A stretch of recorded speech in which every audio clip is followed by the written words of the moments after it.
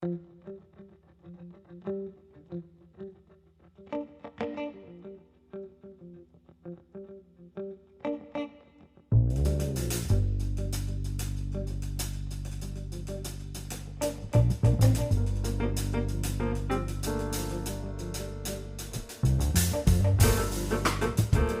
Sin Distancia saludamos a Fernando Pampillón, catedrático de Economía Aplicada y buen colaborador de este espacio. Recurrimos a él una vez más para que nos explique en qué consiste la llamada expansión cuantitativa, la nueva política monetaria que ha empezado a aplicar el Banco Central Europeo a principios de marzo. Profesor Pampillón, muchas gracias y bienvenido. Muchas gracias. ¿Qué es la expansión cuantitativa o el llamado también Plan Draghi, que alude directamente al presidente del Banco Central Europeo? Bueno, es que es una compra masiva que va a hacer el Banco Central, que está haciendo el Banco Central, que ha iniciado en marzo de 2015 y que terminará en septiembre de 2016 y que va a consistir en comprar 60.000 millones mensuales de euros en deuda pública y en deuda privada. Deuda pública un 75%, deuda privada, que van a ser cédulas hipotecarias y obligaciones corporativas, es decir, obligaciones de empresas. Y podemos calcular que va a suponer una inyección al mercado del orden de 1 billón de euros, 1 billón europeo de 12 ceros, que no obstante puede ser prorrogables si los precios no superan el 2% cuando venza este primer plan de marzo a septiembre de 18 meses. O sea que hace referencia a una inyección de liquidez, ¿no? A la máquina de hacer dinero, que se dice, ¿no? A estímulos masivos que también puso en marcha Estados Unidos en 2008. Efectivamente, digamos que sigue un poco otros bancos, lo que han hecho otros bancos centrales, básicamente la Reserva Federal, que es el Banco Central de Estados Unidos, y el Banco de Inglaterra. Lo que ocurre es que, como casi siempre, Europa va con retraso y necesita tomarse un tiempo, según parece, ¿no? ¿Y cuáles son los objetivos concretos de esta política? ¿Qué es lo que se pretende conseguir? Bueno, lo que se pretende conseguir es básicamente dos cosas. Por un lado, aumentar la inflación. Esto puede chocar cuando durante toda la vida nos han educado a que hay que reducir la inflación. Pues lo que está sucediendo en estos momentos es que estamos en una etapa de desinflación, o digamos de inflación negativa, o también algunas personas la denominan como deflación. Y de hecho es que los precios están bajando de manera generalizada. Por ejemplo, el índice de precios al consumo armonizado, que es lo que mide la Unión Monetaria, el índice de precios de la Unión Monetaria, una media de los índices de precios, en marzo ha sido del 0,8 negativo. Es decir, los precios han bajado, precios al consumo han bajado un 0,8%. Y en el IPC español se ha reducido un 0,7%. La inflación media en este año se calcula que va a ser de un 0,5 negativa, ¿no? Todos los datos que he dado son negativos. Es decir, que estamos en una etapa en la que los precios están cayendo y no es deseable que los precios se reduzcan, sino que los precios no deben crecer mucho, pero deben crecer un poquito. Se considera que el nivel debe estar en torno al 1,5-2%, no superar el 2%, pero aproximarse al 2% de crecimiento. ¿Y por qué es tan negativa esta deflación o esta bajada de precios continuada? La deflación es una bajada generalizada y continuada de precios que lo que provoca es que se retrasen las decisiones de compra.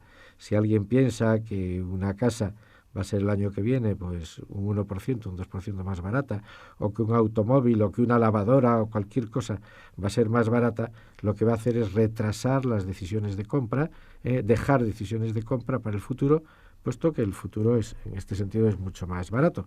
Y esto lo que provoca es una especie de freno a la economía, se retrasan decisiones y entonces esto supone que el consumo se rebaja y se crea una especie de parón en toda la economía que no es deseable, entre otras cosas, ¿no? Controlar la bajada de precios, esta deflación, es uno de los objetivos del plan Draghi. Del plan Draghi, al que hay que sumar también la concesión de más crédito al sector privado, porque las medidas que se han tomado en los últimos meses, que se salen de lo normal, de la actuación normal del Banco Central Europeo, pues lo que se ha concedido crédito a los bancos, y los bancos lo que han hecho es adquirir deuda pública y desviar esos fondos hacia deuda pública, hacia el sector público, porque les daba una rentabilidad atractiva, les prestaban el dinero pues por debajo del 1% y podían adquirir deuda pública al 3%. Eso era una ganancia de 2 puntos prácticamente por no hacer nada y correr unos riesgos relativamente bajos. Lo que quiere el Banco Central Europeo con este plan de expansión cuantitativa es lograr que ese crédito llegue a las empresas para expansionar la economía. No que se quede en la compra de deuda pública, sino que llegue al sector privado y que el sector privado pues pueda activar un poco la economía. Y entonces el Banco Central y el plan Draghi, en base a esta situación que teníamos anteriormente, decide adoptar una serie de medidas no convencionales, como usted ha dicho. Sí, de hecho ya las estaba haciendo, como he dicho antes, en el sentido de conceder créditos a los bancos de manera ilimitada y a bajos tipos de interés.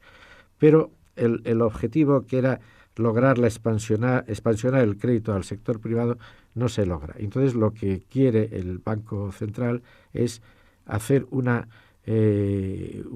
expansión cuantitativa que se dedica a comprar deuda pública. Si se compra deuda pública, lo que va a ocurrir es que los tipos de interés de la deuda pública van a bajar y entonces ya a los bancos no les va a ser tan interesante comprar deuda pública, con lo cual van a tener que desviar fondos de alguna manera hacia el sector privado. De esta manera, estas medidas de expansión masiva, de inundar el mercado de liquidez, lo que pretenden es que llegue finalmente a las empresas. ¿Y no se podrían lograr estos objetivos con los instrumentos habituales de la política monetaria del Banco Central Europeo sin tener que recurrir a medidas no convencionales? Pues de hecho se ha intentado, pero no se ha logrado, porque aparte de las medidas convencionales, también se han tomado medidas no convencionales.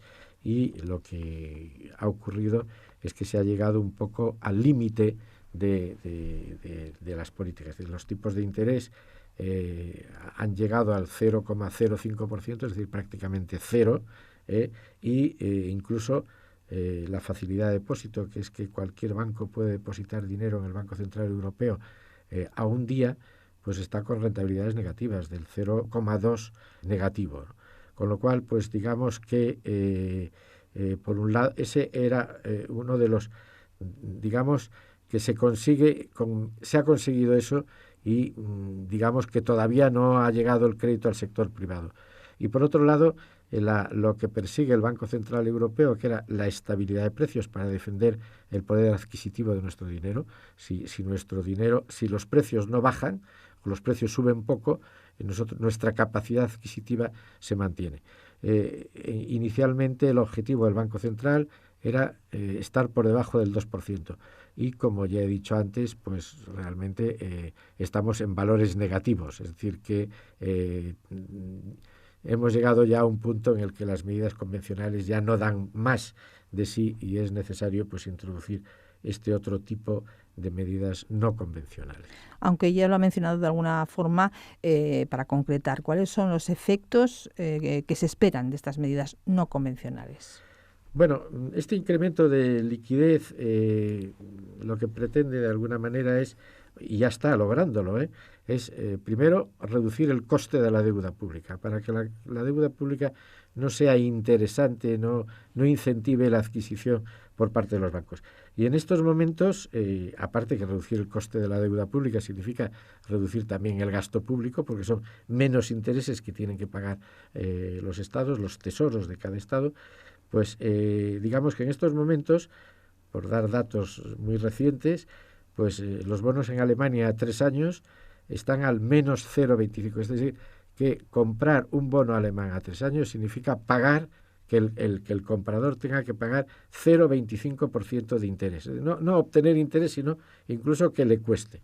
El 10 años de Alemania, el bono a 10 años, pues está en estos momentos con una rentabilidad del 0,15. Suiza ha emitido recientemente bonos a 10 años a tipos negativos. Y si nos fijamos un poco en el caso de España, en España se han emitido letras a menos de un año a tipos también negativos. A 3 años, por ejemplo, el tipo está ahora en el 0,19% y a 10 años está en el 1,30%. Digamos entonces que ya las medidas, solo el aviso de esas medidas y ya esa especie de primera entrega o primera inundación de liquidez que se ha hecho a lo largo del mes de marzo ya ha tenido éxito en el sentido de que ha reducido el coste de la deuda pública. Pero también hay otro efecto de estas medidas convencionales, que es la depreciación del euro.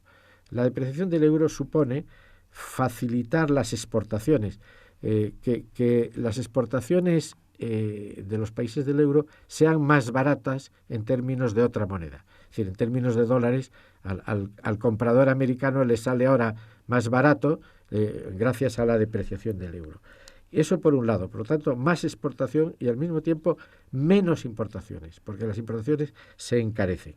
Si además tenemos en cuenta que las importaciones que se hagan pues se reducen, pero son más caras, por ejemplo, en términos de, iba a decir en términos de energía, pero es que el petróleo ha bajado tanto que ya que el ejemplo no es válido en estos momentos. Pero digamos que eso va a tener un efecto sobre los precios. Por lo tanto, ya tenemos ahí el lograr que la tasa de inflación, que los precios crezcan un poco. Por poner datos reales, en el verano de 2014 el dólar estaba, el tipo de cambio del dólar era €1 $1,40. En enero de 2015, €1 1,21. Y en estos momentos el euro está en $1,06, $1,05, $1,06. Es decir, próximo a la paridad $1, €1. Uh-huh. Eso supone una depreciación pues en casi un año del 20-25% de depreciación, que va a dar lugar a precios de exportación más baratos y precios de importación más caros. Y finalmente también, insisto nuevamente, se pretende lograr una expansión del crédito al sector privado. Parece que esto está siendo más lento, parece que algo se está logrando, pero está siendo más lento.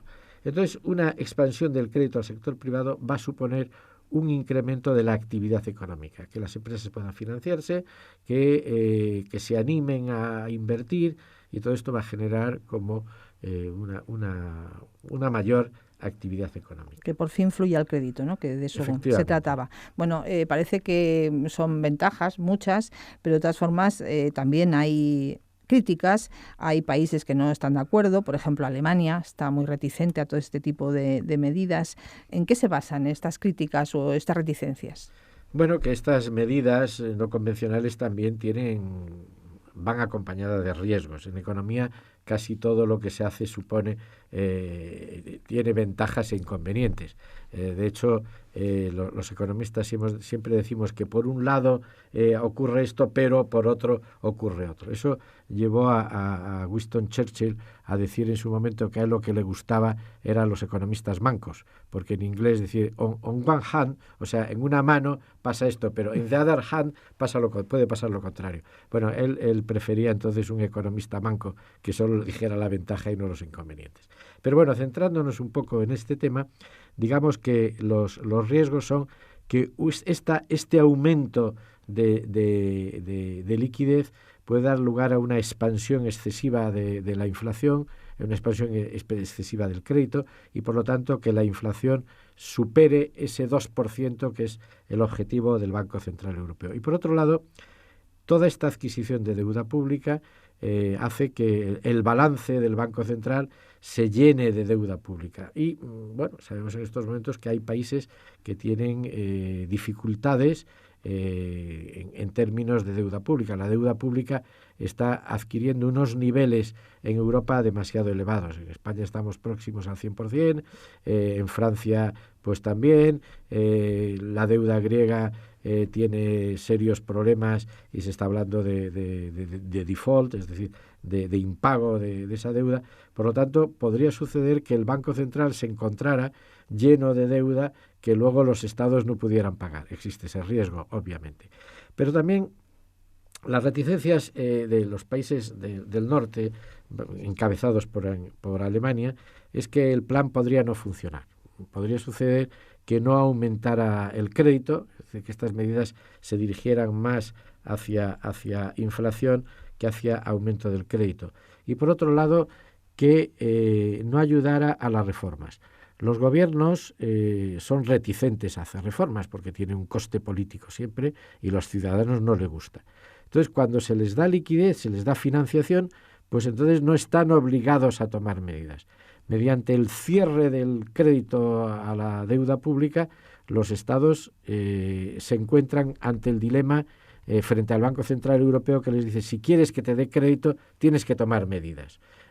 Si se le da el crédito, pues seguramente no se toman reformas, no se acometen medidas y políticas que pueden ser dificultosas y que pueden ser mal vistas por parte de los ciudadanos. Profesor Fernando Pampillón, si le parece, hablemos de España en concreto. ¿Cuáles son las consecuencias que puede tener la expansión cuantitativa en nuestro país? Bueno, yo creo que van a ser efectos favorables, porque por un lado se calcula que esa adquisición masiva de deuda se va a repartir por países, es decir, no se va a centrar, se han establecido límites y por tanto el cálculo que podemos hacer, para no entrar en detalles, es que la deuda pública en España se puede adquirir del orden del 10% de la deuda pública, lo cual significa que si estamos en el entorno de 1 billón de euros, pues podrían ser unos 100.000 millones de euros, lo cual, bueno, pues favorecería un poco la política de colocación de deuda. La reducción de tipos de interés favorecería también una reducción del gasto público, un menor coste de esa deuda, y al mismo tiempo la inflación nos favorecería, porque aunque sea una inflación ligera, la inflación siempre favorece a los deudores, a las personas que deben, porque luego van a devolver un dinero que no tiene el mismo valor de unos años. Se va depreciando poco a poco y, por lo tanto, la inflación es buena para los países que tenemos una deuda pública tan cuantiosa como es el caso del español. ¿Llegarán estas medidas de estímulo a la economía real? Porque hasta ahora todo lo que hemos hablado está dentro de la macroeconomía, ¿no? Pero ¿llegará realmente el crédito a la gente? ¿Pasará de los bancos que están teniendo dinero a los bolsillos de las personas? ¿Bajarán las hipotecas? Bueno, yo creo que se está observando ya una cierta expansión muy ligera, todavía muy liviana, del crédito, y que esto va a continuar en el futuro. La expansión de la economía también ayuda a que se mejore la solvencia. Hemos pasado realmente de una etapa en la que cualquier persona podía un crédito y le ponían una alfombra roja y le daban todo lo que pedía, y además podía comprar la casa y el coche y las vacaciones e irse por el mundo sin ningún problema, a un momento en el que no se concedía crédito prácticamente a nadie. Ahora parece que estamos asistiendo a una etapa en la que se está abriendo un poco más el crédito, con lo cual yo creo que sí, en el caso español nos va a favorecer, porque eso puede ayudar a empresas que en muchos casos son solventes, pero que necesitan financiación, y entonces si no se le da esta financiación se ahoga. Uh-huh. Y en general, profesor Pampillón, como experto en sistemas y políticas financieras, ¿cuál es su opinión sobre la idoneidad de la expansión cuantitativa? Bueno, yo creo que, visto que la otra expansión que se ha hecho de las medidas convencionales y no convencionales antiguas no ha dado resultados, y visto que también en Estados Unidos y en Inglaterra esa política sí ha dado lugar a resultados positivos, pues yo creo que esta política nos es favorable, sobre todo a los países del sur de Europa, que somos países muy dependientes del crédito bancario. Pues esto ayudará a que a lograr una expansión, a desahogar a las empresas que no se encuentren con problemas y con estrecheces financieras. Y una última cuestión, aprovechando que hoy es precisamente el Día del Libro, ¿qué libro recomendaría a todos los interesados por estas cuestiones? A los que no son expertos, a los que no son necesariamente ni economistas ni nada de eso, pero necesitan saber todo esto, tienen curiosidad porque al fin y al cabo nos afecta a todos. Bueno, pues yo creo que estos temas yo he procurado hacerlo lo más ligero posible, pero existe una plataforma en el Banco de España que es Finanzas para Todos y ahí hay una serie se toca una serie de aspectos y uno de ellos es el de la política monetaria.